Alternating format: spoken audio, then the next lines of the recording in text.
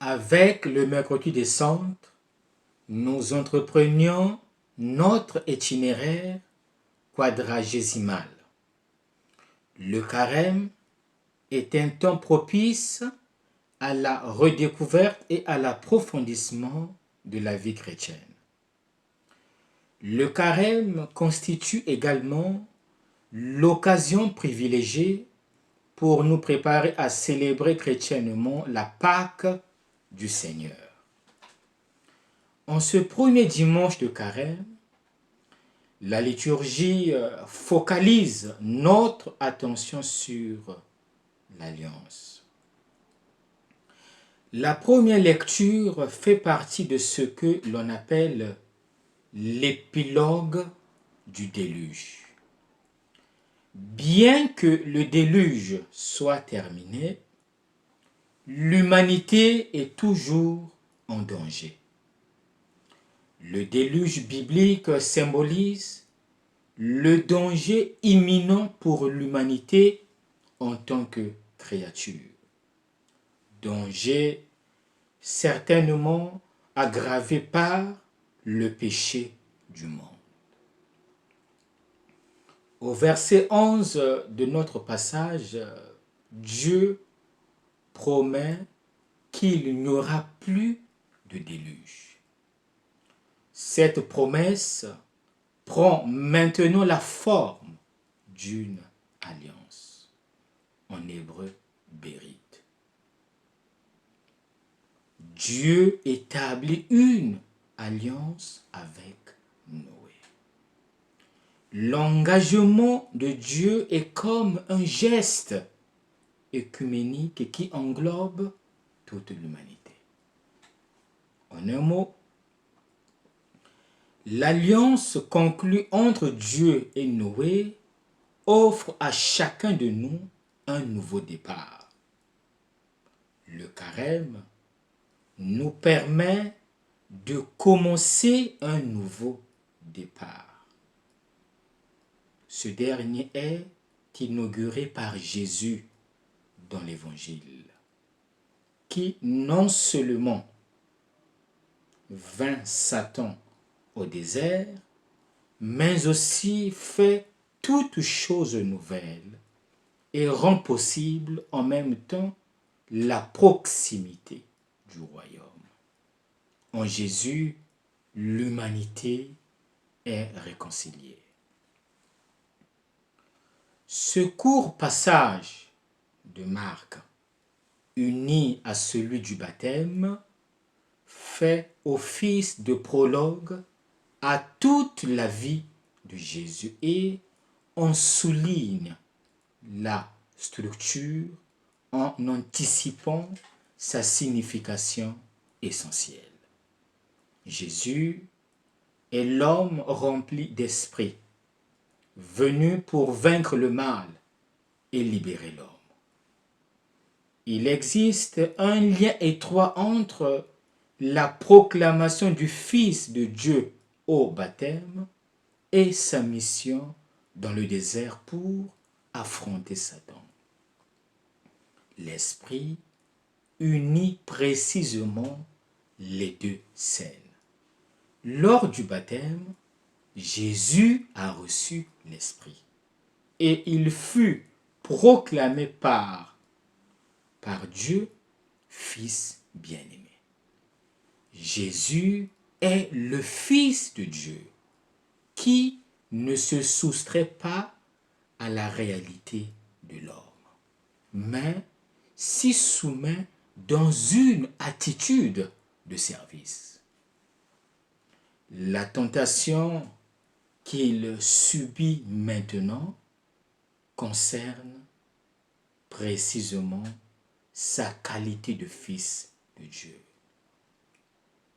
C'est la tentation de te baptiser en tant que fils de Dieu.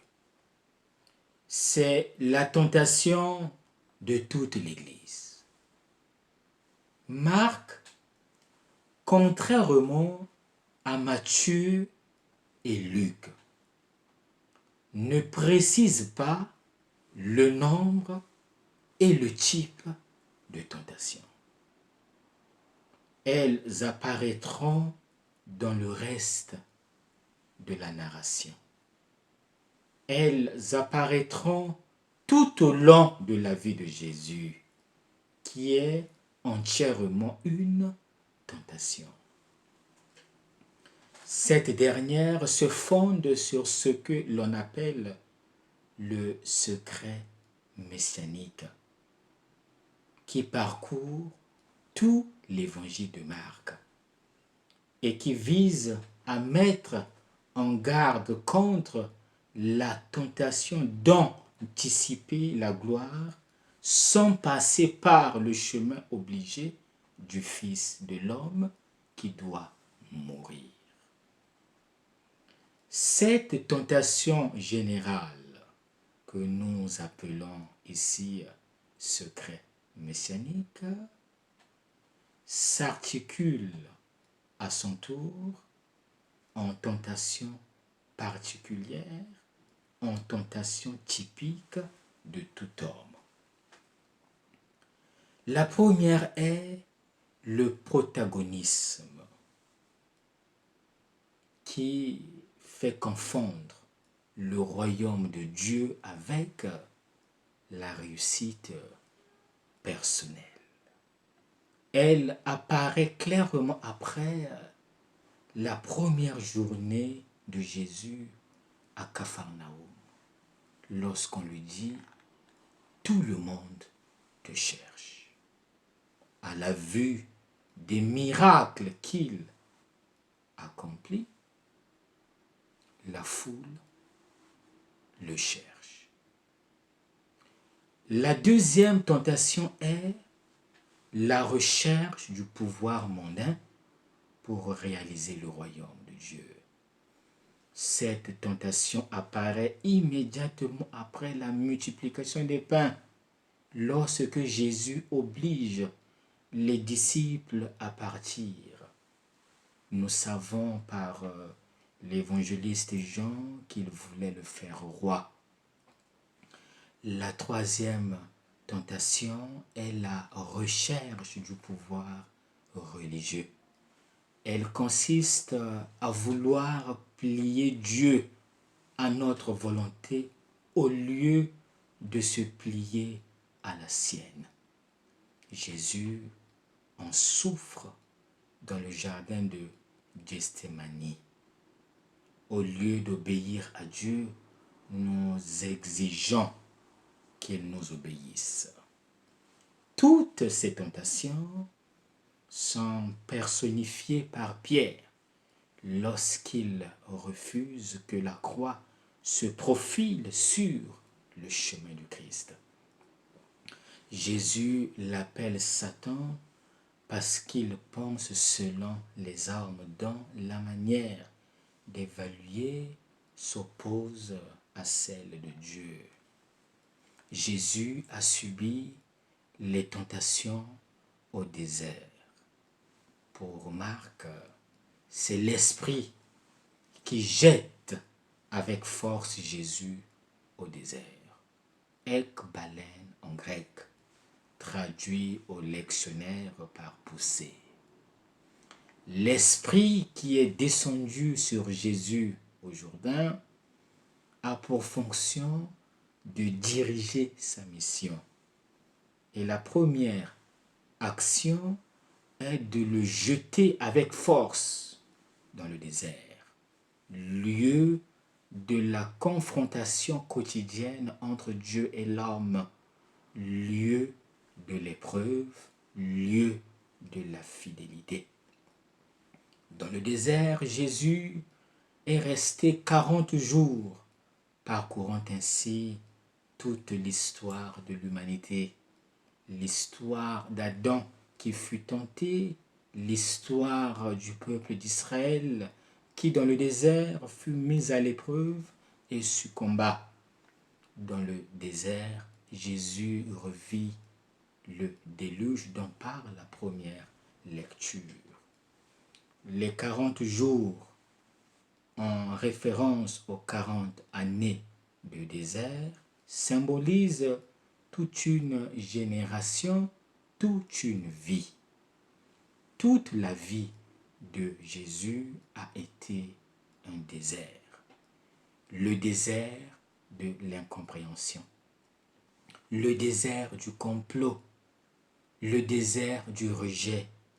Le désert des conflits avec les scribes et les pharisiens. Jésus ne succombe pas comme Adam. Jésus ne cède pas à la tentation comme Israël. Jésus reste fidèle au projet de Dieu et s'y abandonne totalement.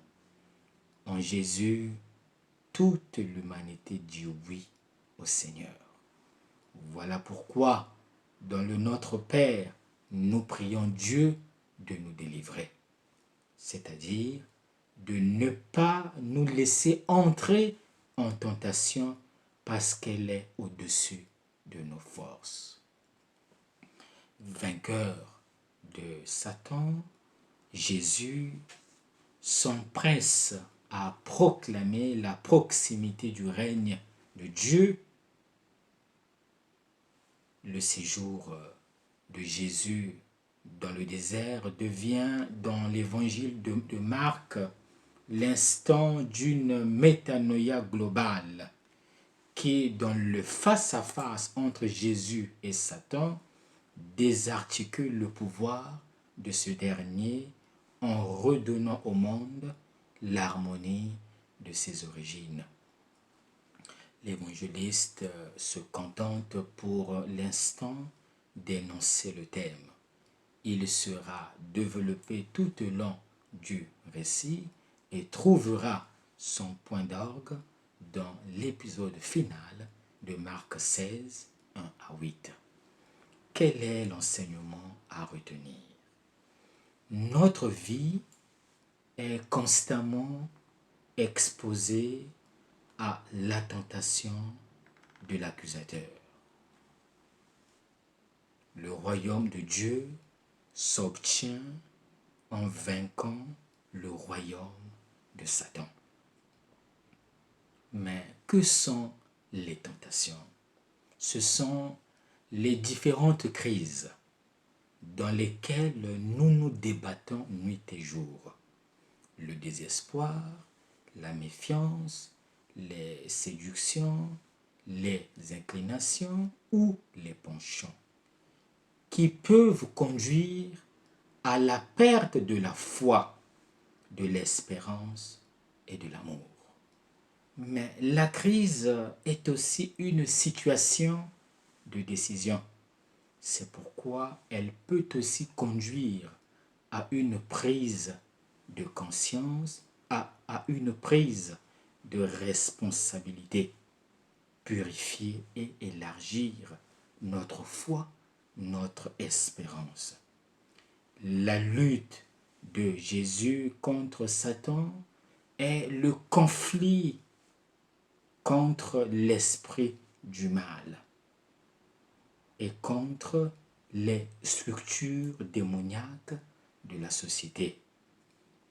Nous aussi, comme Jésus, où que nous soyons, nous devons lutter contre les structures qui visent à détourner les chrétiens du droit chemin. Pourquoi devons-nous lutter? Nous devons lutter pour que soit instaurée la civilisation de l'amour. Nous devons lutter pour que les chrétiens n'acceptent pas les vues du monde. Nous devons lutter pour que l'Église ne se laisse pas influencer par des systèmes politiques corrompus. Nous devons lutter pour que l'Église ne se plie pas aux nouvelles idéologies qui promeuvent une culture de la permissivité. Posons-nous maintenant la question, pourquoi cédons-nous souvent à la tentation? La réponse est simple. Nous succombons à la tentation lorsque l'idéal ou l'absolu n'est pas le Christ. Lorsque nous fixons notre regard sur ce qui est éphémère. Par exemple, ce qui importe pour nous, c'est le compte en banque, c'est investir, c'est le prestige social, l'attachement au pouvoir. Que nous reste-t-il à faire? Il ne nous reste plus qu'à conjuguer le verbe lutter. Pour finir, je nous invite à réciter cette prière. Que ta grâce inspire notre action, Seigneur, et la soutienne jusqu'au bout, pour que toutes nos activités prennent leur source en toi et reçoivent de toi leur achèvement par Jésus le Christ notre Seigneur. Amen. Bon dimanche à tous.